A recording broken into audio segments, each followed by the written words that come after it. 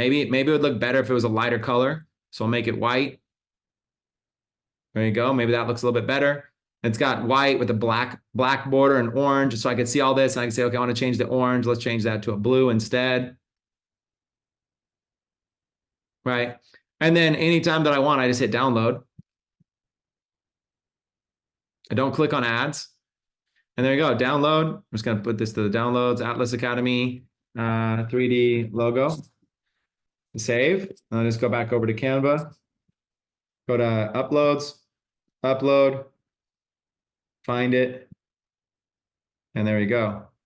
And now I've got, just like that, I've got something that I could put on it. And then there's really cool things you could do inside of here too. This is one of the reasons why I want to do master classes. It's one of the reasons why I want to do more stuff, because there's always so many things you could do. Like, how about this? Let's take this logo right here. Watch this little hack. Let's duplicate it. Right. So now I got a second logo. But for this logo, let's click edit photo.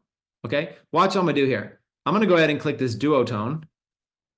Click any one of them. Doesn't matter, because I'm going to change it to all black.